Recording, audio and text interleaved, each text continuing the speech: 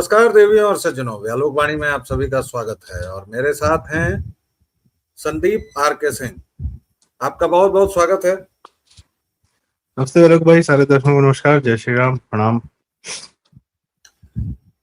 दर्शकों, श्रोताओं, आप जानते हैं कि मैं कुछ विषयों पर बात करने से बचता हूं क्योंकि मैं बहुत ज्यादा उग्र होने की संभावना रहती है मेरी, तो मैं उस पर बात नहीं करता। एक तो मेरा पेशा है, आप सभी जानते हैं कि मैं पेशे से पत्रकार हूं, लेकिन पत्रकारिता की मौत हुए 2 दशक हो चुका है या ज्यादा ही 3 दशक।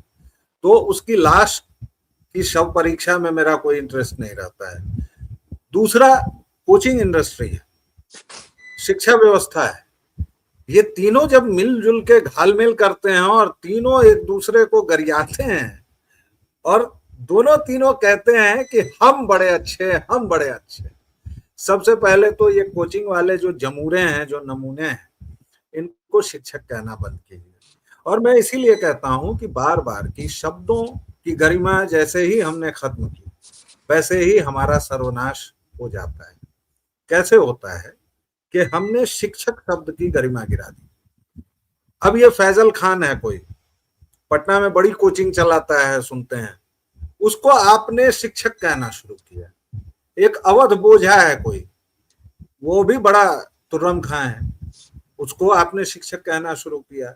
एक विनाश अपकीर्ति है, वो भी आईएएस आईपीएस बनाता है, उसको भी आपने शिक्षक कहा।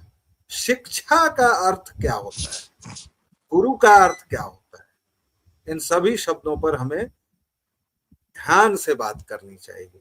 उसी तरह पत्रकारिता को जिन लोगों ने कलंकित किया है, जिन अट्टालिकाओं में बैठकर, जिन एंकर्स ने, जिन माइक वीरों, माइक वीरांगनाओं ने कलंकित किया है, दूषित किया है, धूमिल किया है, वो जब होलियर देन दाऊ बनते हैं और उसके बाद सरमन ऑन द माउंट देते हैं, तो मैं सिवाय हंसने के कुछ नहीं कर पाता।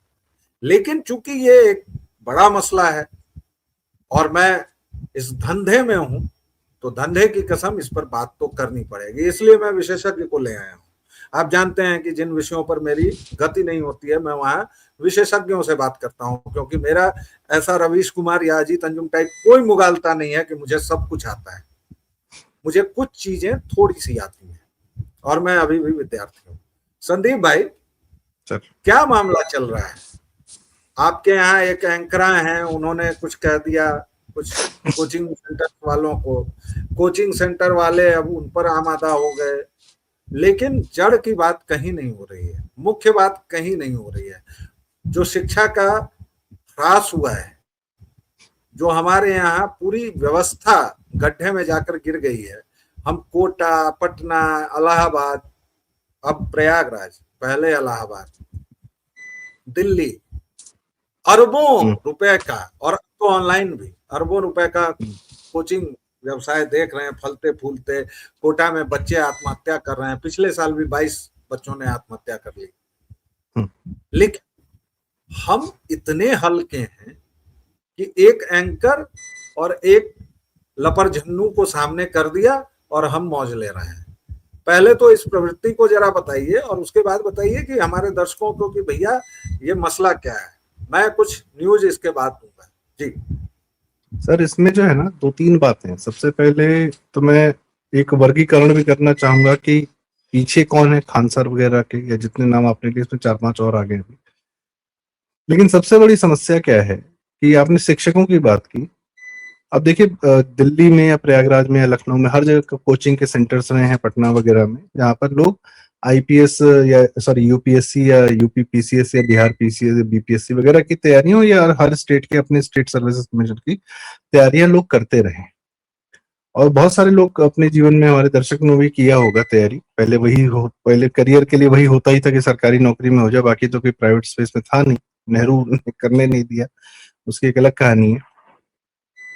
तो कोचिंग इंस्टीट्यूट में जब बच्चे जाते थे, दिल्ली में वाजीराव वाजीराम है, इस तरीके के बहुत सारे चर्चित कोचिंग इंस्टीट्यूट्स रहे हैं। हर विषय का एक एक्सपर्ट शिक्षक होता था, इनसे पढ़ना है, ठीक है। हर विषय का एक एक्सपर्ट शिक्षक होता था। एक विषय के कई सारे शिक्षक होते थे, पर हर विषय, एक ही आदमी का हर विषय में दक्षता हो नहीं सकती, क्योंकि भाई यूपीएससी या मैं अभी प्योर यूपीएससी की बात कर रहा हूँ, जो आईएएस पीसीएस की कोचिंग कराते हैं। अभी मैं बाकी सब्जेक्ट्स की बात नहीं कर रहा हूँ। अगर बाकी भी सब्जेक्ट्स की बात करें कि जैसे बैंक पीओ की तैयारी है या एसएससी है, तो उसमें लॉजिकल रीजनिंग इनके एक अलग टीचर होते हैं, मैथ्स के अलग टीचर होते हैं, क्योंकि एक आदमी हर विषय में दक्ष हो ये जरूरी नहीं है, हो तो हो भी नहीं सकता। और एक एक विषय का उसको पढ़ाने के तरीके अलग अलग होते हैं। कोई एक शिक्षक बहुत अच्छे से ऐसा पढ़ाता है कि बच्चों को समझ में आ जाता है, तो बच्चों को लगता है इन्हीं से पढ़ना है। ठीक है, खान ये वो जितने आपने नाम लिए सर, ये लोग सारे विषय पढ़ाते हैं, पता है आपको। ये ज्योग्राफी पढ़ाते हैं, ये केमिस्ट्री भी पढ़ाते हैं, बायोलॉजी भी पढ़ाते हैं, ये मैथ भी पढ़ा लेते हैं, ये हिस्ट्री भी पढ़ाते हैं, ये पब्लिक एडमिनिस्ट्रेशन भी पढ़ाते हैं। ये सारे विषय के मास्टर हैं अकेले। जी सर, आप म्यूट पे हैं सर। ये इतिहास भी पढ़ाते हैं और हाँ इतना बढ़िया इतिहास पढ़ाते हैं, और ये जियो पॉलिटिक्स भी पढ़ाते हैं। ये भाई लोग इंटरनेशनल रिलेशंस भी पढ़ा देते हैं, और ऐसा पढ़ाते हैं कि भाई ईरान भारत की पाइपलाइन जो है पाकिस्तान वाली, वो फंसी क्योंकि मोदी जी वहां डर गए। जबकि 2009 में इनके अब्बा हुजूर श्रीमान रोबोट सिंह जी, रेनकोट पहन के नहाने वाले मनमोहन सिंह जी, उस पर डर के मारे चिरक आए थे। जी आप कंटिन्यू करें। मैं ये भी कह रहा हूँ कि किस प्रकार के शिक्षकों की जो आपने बात की ना, ये जो वर्गीकरण, पहले मैं शिक्षकों छात्रों के वर्गीकरण पे आऊंगा, शिक्षकों के वर्गीकरण की बात कर रहा हूँ। मैथ वाला भी हिस्ट्री पढ़ा रहा है सर, ये अभिनय जो मैथ वाला है, अभिनय मैथ्स, ये हिस्ट्री पढ़ा रहा है, और ये भी बता रहा है कि वैक्सीन से जो हार्ट अटैक हो रहा है। बाबू, जब हार्ट अटैक का असली समय ना अप्रैल 2021 से लेकर मई 2021 तक था, जब फोन की घंटी बजती थी ना, पता नहीं चलता था कि अब कौन मर गया। तो वो भूल गए, क्योंकि कोरोना से आसानी से निकल आए। और ये कोई डेटा नहीं देखने वाला है कि भाई पहले की कितनी होती थी, अभी कितनी होती हैं। सोशल मीडिया पे ज्यादा दिखने का मतलब ये नहीं है कि कोई घटना अचानक से बढ़ गई हो, वो दिख ज्यादा रही है, वो एक अलग कहानी। कमिंग बैक टू फिजिक्स वाला है पीछे से सपोर्टेड है सर, ये जितने यूट्यूब पे टीचर है ना, यूट्यूब के टीचरों की बात कर रहा हूँ, टीचर्स नहीं है, कंटेंट क्रिएटर्स हैं। ये यूट्यूब के द्वारा कंटेंट क्रिएटर बनाए गए। अब मैं इसे छात्रों के वर्गीकरण की बात कर रहा हूँ। आप भी समझते हैं सर कि अमेरिका के द्वारा डीप स्टेट भारत के यंगस्टर्स को भ्रमित करने के लिए, भारत की जनता को भ्रमित करने के लिए और अपने मन की सरकार बनवाने के लिए वो ये सारे टूल्स का इस्तेमाल करता है। उसमें सबसे बड़ा टूल है यूट्यूब। आप कोई भी नया फोन खरीद लीजिए या किसी नई जीमेल आईडी से आप अपने फोन को चालू कर लीजिए, पुराने फोन को ही, आपको यूट्यूब पे इन्हीं लोगों के वीडियो ज्यादा दिखेंगे, इनके प्रमोटेड होते हैं। जितने वामपंथी एजेंडा को लेकर आ रहे हैं, जो हर बार, अब ये मैथ वाला भी ये भी कह रहा सरकार बदल देनी चाहिए, हर 5 साल में सरकार बदल देनी चाहिए। क्यों? कोई मुद्दा नहीं है मोदी को बदलने का, लेकिन बदल देनी चाहिए, क्योंकि जो पिछली सरकार ने चोरी की है वो तो यही सरकार बताएगी ना, और इस सरकार की चोरी अगली सरकार बताएगी। अच्छा, और जब कांग्रेस और मुलायम सिंह यादव तो लालू यादव मिलके काम मतलब खाएंगे चूसेंगे, तब कौन उनको बदलेगा? हम अब सबसे बड़ा उदाहरण, हम क्या आज योगी को बदल दें, योगी जी को बदल दें, यूपी में अखिलेश को दे दें, सिर्फ बदल देना चाहिए इसलिए। बंगाल में आज बड़ी मुश्किल से ममता बनर्जी का शासन खत्म हुआ है, 5 साल बाद उसको हटा के, शुभेंदु जी को हटा के ममता को वापस ले आए कि सिर्फ बदल देना चाहिए। ये ज्ञान तब कहाँ चला जाता है जब एक ही खानदान जो है 60 साल से पूरे देश पर शासन कर रहा है, उस खानदान को नहीं बदल देना चाहिए। ये मैथ वाला पढ़ा रहा है, ये सरकार बदल देनी चाहिए। ये जेनजीज पर आक्रमण है। ये आपकी जो नई जनरेशन है ना, जो पढ़ाई लिखाई में ध्यान देती है। अब छात्रों का वर्गीकरण कैसे है? एक वर्ग है जो कक्षा 8वीं से लेकर कक्षा 12वीं तक वो इंजीनियरिंग मैथ और इन सब की तैयारी कर रहा है, या डॉक्टरी की तैयारी कर रहा है, इस प्रकार के कॉलेजेस में जाने की तैयारी कर रहा है।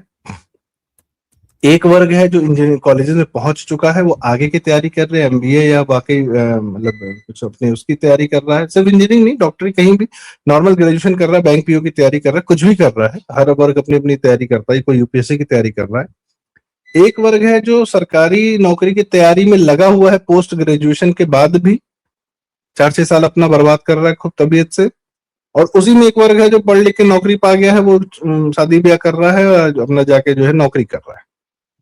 इन चारों के दिमाग को कैप्चर करने के लिए अलग अलग वर्गीकरण करके इनको भ्रमित किया जा रहा है। अब मैथ वाला फिजिक्स वाला आ गए हैं, ये लोग मैथ फिजिक्स पढ़ा रहे हैं, तो किसको पढ़ा रहे हैं? 8th से लेकर 12th तक। लेकिन क्या है, इन बच्चों को भ्रमित करना है। क्यों? इन बच्चों ने 2004 से 14 के बीच का या 2014 से पहले का भारत नहीं देखा है। आप समझा भी नहीं सकते कि वो भारत कैसा था। उन पर ये डेटा, या क्योंकि ये सारे जितने बहुत सारे पत्रकार गिरोह जो है, वो अपनी वेबसाइट्स के पुराने आर्टिकल डिलीट कर रहा है। और किसके पास समय कि जाके पुराने अखबार पढ़ेगा इनके ऑफिस से निकाल कर?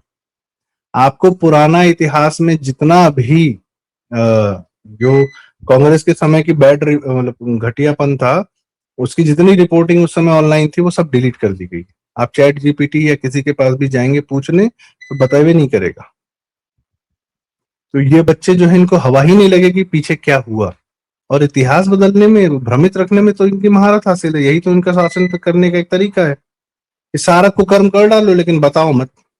जब इस्लामिक अत्याचार को लोग नॉर्मलाइज कर दिए, वेस्ट बंगाल में अभी अभी कितने अत्याचार हुए हैं उसको खा गए, घूंट के पी गए लोग, उस पर बातचीत नहीं कर रहे। एक पॉलिटिकल पार्टी के 1800 टोल बूथ चल रहे थे, और अभिषेक बनर्जी कितनी हत्याओं का, कितनी महिलाओं के रेप का दोषी है अभिषेक बनर्जी, ये तो घोल के पी गए। सर एक कंप्लीट करना चाह रहा हूं मैं इस अपने विषय को, मैं आपको कि थोड़ा सा ये जानकारी देना वर्गीकरण चाहता हूँ, किया जा लेकिन आप रहा है पहले कंप्लीट करो। छात्रों के नाम पर और शिक्षकों के नाम पर। देखिए, हिंदू समाज अपने आप को, अपने बच्चों को सदैव शिक्षकों को सौंप देता है, और ये वामपंथियों का सदैव से रहा है कि कैच देम यंग। अब ये मनोज झा जैसा प्रोफेसर है डीयू में, और 2-4 और भी इस तरीके के वामपंथी, निवेदिता मेनन, पता नहीं कौन, कोई आईटी में प्रोफेसर है, कोई इधर प्रोफेसर हमको लगता है क्या शानदार लोग हैं यार, इस इतने बड़े अच्छे इंस्टीट्यूट के। कोई माँ बाप बहुत अब मेहनत करता है, अपनी जीवन भर की कमाई लगाकर किसी बच्चे को पढ़ाता है, फिर लगता है कि बच्चा हमारा बहुत अच्छे इंस्टीट्यूट में, दिल्ली यूनिवर्सिटी, जेएनयू, कहीं और, यहाँ वहाँ आईटी में, वहां पहुंच गया है, और वहां पर अब इसका जीवन बन जाएगा। तो पता चलता है कि वहां पे ऐसे प्रोफेसर बैठे हुए उसका दिमाग भ्रमित करने के लिए, ये बेटा नक्सलाइट बहुत बढ़िया होते हैं और ये हिंदू घटिया होते हैं। ये सब मतलब ये ज्ञान चल रहा है, ये साइंस के प्रोफेसर भी पढ़ा रहे हैं ये बातें। इतिहास को क्या तोड़ा मरोड़ा गया है वो एक अलग कहानी है। सो इशू इज कि अब यह काम यूट्यूब के द्वारा, यूट्यूब ने, और इनके पीछे पूरा तंत्र है सर, ऐसे नहीं सेलेक्ट किए जाते, इनको यूट्यूब बढ़ाता है, बढ़ावा देता है। आप और हम जानते हैं कि एक यूट्यूब चैनल चलाने में क्या समस्या आती है, या किस प्रकार से राष्ट्रवादियों को दबाया जाता है। लल्लन टॉप से निकले अभी अभी नए नवेले 2-4 लौंडे निकले हैं, और उनके चैनल को 20 लाख सब्सक्राइबर मिल चुके हैं, और उनके चैनल पे ये जो सारे टीचर्स है बैठ के पॉडकास्ट करते हैं। इन टीचर्स को पॉडकास्ट करके जो है फेमस और कौन बनाता है, वैलिडिटी कौन देता है? दिल्ली में एक न्यूज एजेंसी है, मीडिया, एएनआई। वो अब कीर्ति और खान सबको बिठा के बढ़िया, अरे आप लोग महान भी, क्या शानदार बात करते हैं आप, अद्भुत हैं आप लोग। कौन वैलिडेशन मैं देता है? मैं उसी की तरफ आपको ले जा रहा जी। था, और उसके लिए पहले 1-2 सूचनाएं दे देता हूँ। खबर, एकदम ताजा खबर बिहार से, पटना से। ये जो खान है, फैजल खान जिसका असली नाम है, जिसको लोग, आप लोग सर सर कहते हैं, मैं नहीं कहता हूं, तो फैजल ने कल रात ही दावा कर दिया कि उसके कोचिंग पर गोलियां चलाई गई। पुलिस ने मना किया। अब फैजल भी पलट गया। और जानते हैं दर्शकों, मैं आपको फुटेज इसलिए नहीं दिखा रहा हूं क्योंकि वो स्ट्राइक वगैरह हो जाती है दूसरे इससे। आप कहीं भी जाइए, अभी सब जगह वो चल रहा है। किसी भी एंटरटेनमेंट चैनल पर देख लीजिए, TV9 वगैरह पर या आज तक पर, कहीं भी वो वही चल रहा है। बेसिकली 2 दुकानें हैं। एक फैजल वाली दुकान है, खान ग्लोबल करके, दूसरी है ज्ञान बिंदु कोचिंग सेंटर। और अभी बिहार में 19,000 पुलिस वालों की भर्ती हुई। पता है आपको, फैजल ने दावा कर दिया कि 12,000 हमारे यहां से निकले हैं। ज्ञान सिंधु ने दावा कर दिया कि 10,000 हमारे यहां से निकले हैं। टोटल कितने हो गए संदीप भाई? मेरी गणित थोड़ी कमजोर है। 12 10 एक बार फिर 22 से। होगा ना, हाँ जी 12 10 22 होगा। जी। और टोटल वैकेंसी 19,000 थी। ये लोग 3,000 एक्स्ट्रा करवा देते हैं। पहली बात ये। दूसरी बात, ज्ञान बिंदु के गेट पर जो उसका नाम वाम लगा हुआ था, वहां फैजल ने एक बैनर लगवा दिया कि 10,000 जो हमारे विद्यार्थी, 12,000 चयनित हुए हैं, उनका स्वागत करेंगे वगैरह वगैरह। और पुरानी अदावत भी है भाई, दो दुकानदारों में प्रतिस्पर्धा तो होती ही है ना, हम लोग देखते ही हैं। वो प्रतिस्पर्धा अगर दो गुंडे हैं तो उनमें भी होती है, एक ही पेशे में रहेंगे, दो पत्रकारों में होती है, दो तो यूट्यूबर्स में गुंडों में होती है। ज्यादा होती है सर, माफियाओं में तो ज्यादा होती है।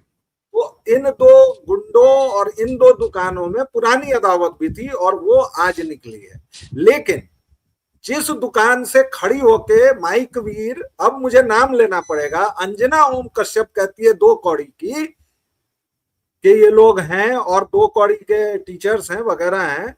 तो अंजना जी, मुझे जरा ये बताइए कि आपके यहाँ एक कंडोम द्विवेदी हुआ करता था दल्लन टॉप में, उसने विकास अपकीर्ति को बुलाया था अपने शो में। क्यों?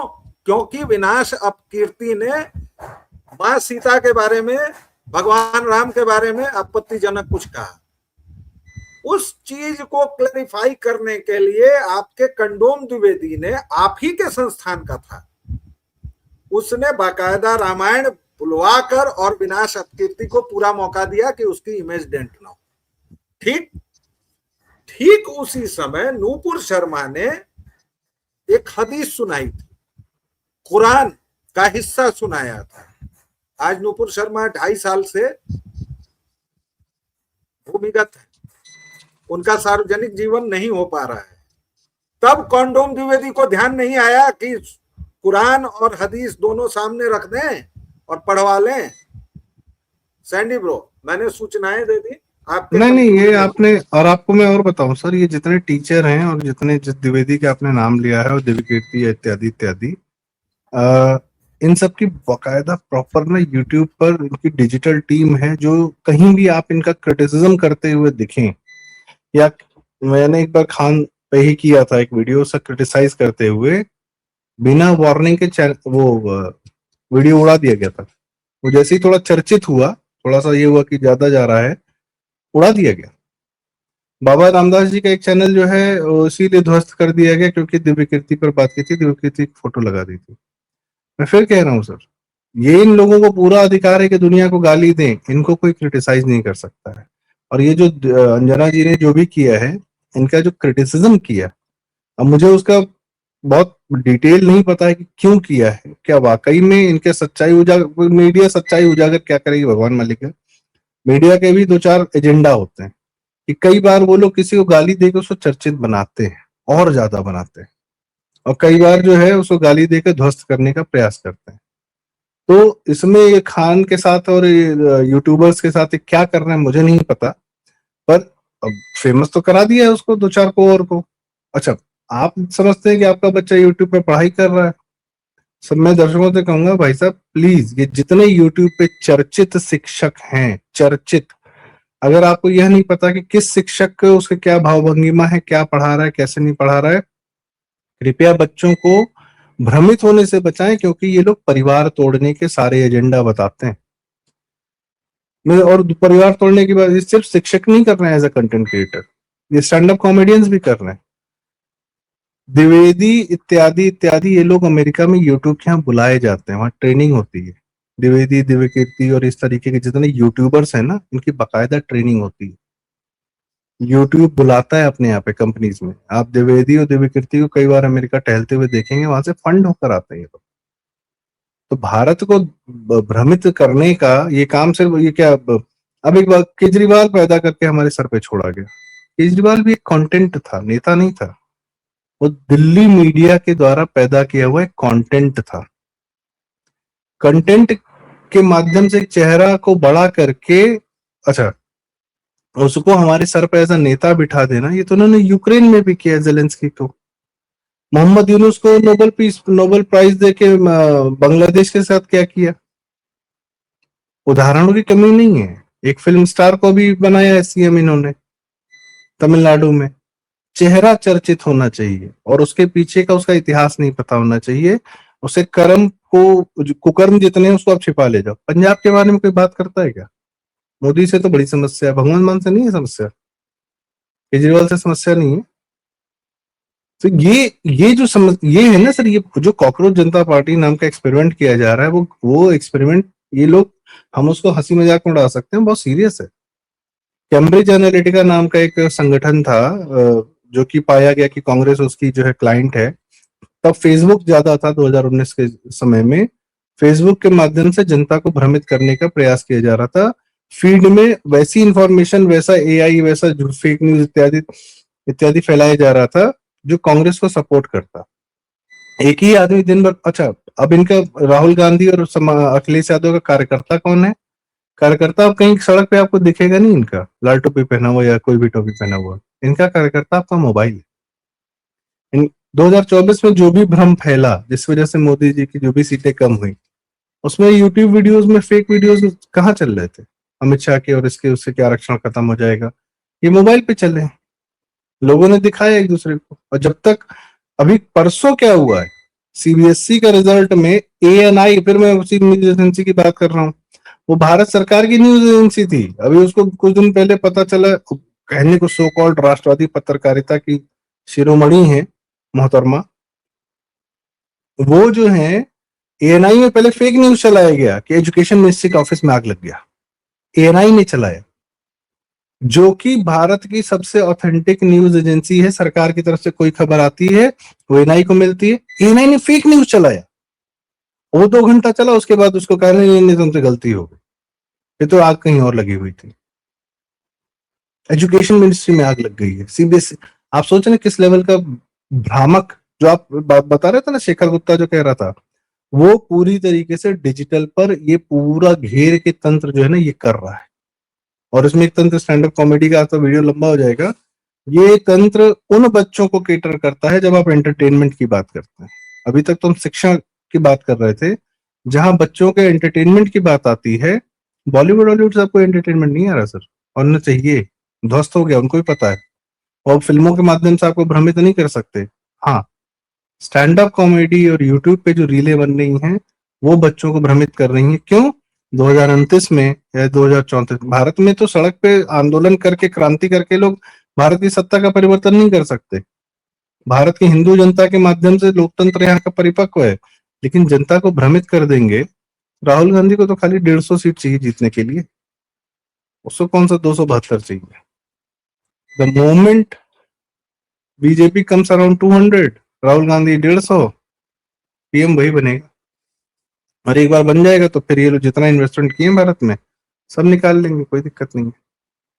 भारत को 2007 से लूटने का ही तो तंत्र है इनके पास, और इनका आता क्या है?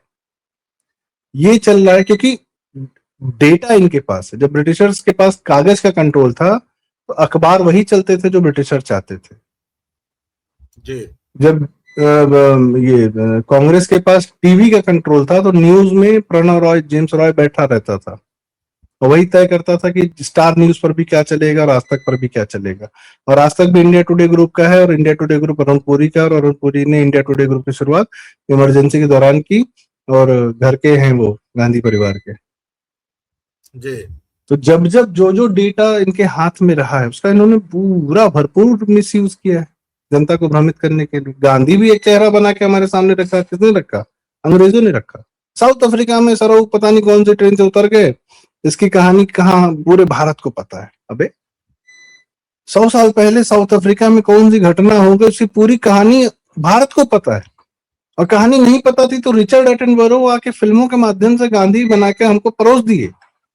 और फिर यही इंदिरा गांधी, राजीव गांधी और सोनिया गांधी ने हर 26 जनवरी और हर 2 अक्टूबर को, और क्या कहते हैं, 15 अगस्त को, ये गांधी पिक्चर दिखा दिखा के हमारे दिमाग में भर दिया।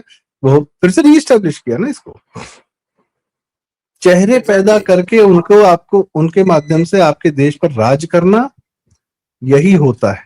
और यही छोटे छोटे चेहरे ना जी। आप बच्चा कहाँ जाएगा? पढ़ने लिखने जाएगा? ये लोग 4 गधे, इन पे बिठा के हम तुम्हारे बच्चे को दुनिया घुमा देते हैं। एंटरटेनमेंट देखने जाएगा? ये लोग। और रही बात फिल्में देखने जाएगा, ले लो नेटफ्लिक्स अमेजोन के माध्यम से तुमको हम वेस्टर्न एजेंडा परोसेंगे। और बताओ कहाँ जाओगे, घेर के तुम्हारा दिमाग खत्म करेंगे। और ये इनका पुराना, ये आज से नहीं है। एक कहानी बाइबल की और एक कहानी 1400 साल पहले वाली अरबों लोगों के दिमाग में घुसा दिया गया है, क्योंकि इनको यही आता है, फर्जीवाड़ा किसी जी के दिमाग में घुसा देना और उस पर जी शासन करना। जी, बहुत बहुत धन्यवाद संदीप भाई, आपने विस्तार से इस पर चर्चा की। और इसके साथ दर्शकों, आपको ये भी लगा होगा कि इस वीडियो में कई सारे आयाम हैं जिस पर अलग से भी हमें चर्चा करने की जरूरत है, और वो भी हम करेंगे। लेकिन चलते चलते बस एक वाक्य बता दूं कि हमने एक मशहूर डायलॉग को थोड़ा परिवर्धित किया है, जिनके घर शीशे के होते हैं वो दूसरों के घर पर पत्थर नहीं मारते। ये बड़ा फेमस डायलॉग था। हमारा डायलॉग ये है कि जिनके घर शीशे के होते हैं वो लाइट जलाकर कपड़े नहीं बदला करते।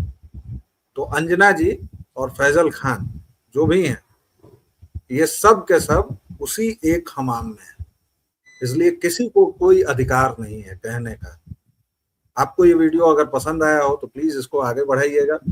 और दर्शकों, अपने स्नेह और प्रेम की वर्षा व्यालोकवाणी पर करते रहें, हमें बड़ा अच्छा लगता है आपके स्नेह में भींगना। और अगर आप चैनल की मदद करना चाहते हैं तो क्यूआर कोड भी लगा हुआ है और नीचे नंबर भी दिया हुआ है।